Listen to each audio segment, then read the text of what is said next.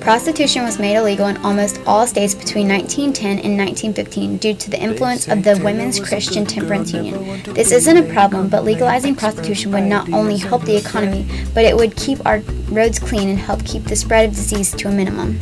Prostitution is divided into three broad categories: street prostitution, brothel prostitution, and escort prostitution. Legalizing brothel prostitution would give these other women and men a place to go legally and would be able to have an organized system with rules and regulations.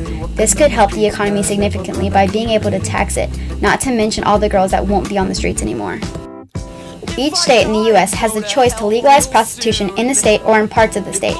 All but one U.S. state has made it illegal to buy and sell sexual services. The other state with a different point of view is Nevada. Under Nevada state law, some prostitution is legal in rural counties. Licensed brothels are legal in counties with the population under 400,000. These brothels have many rules and regulations that include the requirement of weekly testing and the mandatory use of condoms. Prostitution outside of licensed brothels, human trafficking, and child prostitution are illegal throughout Nevada and are punishable by jail time and or up to $100,000 in fines. These brothels are also illegal in major metropolitan areas like Las Vegas and Reno. Everywhere else in the U.S., prostitution is considered by most U.S. officials to be a public order crime. This means it's a disruption of order in a community and in most cases is classified as a misdemeanor, which is up to 6 months in jail and or a $1,000 fine. The International Labor Organization report admitted that most women choose prostitution for economic reasons. Imagine if the government taxed prostitution. The increase in tax revenue would bring the U.S. one step closer to getting out of the financial hole we've dug ourselves. Plus, if these brothels had the right regulations and everyone knew it was safe and clean, wouldn't they rather go there and spend a little more money? Actually, most would. U.S. Yep State students anyway.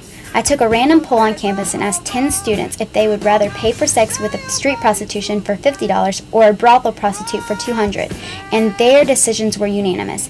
Every single person said they would rather be safe than save money.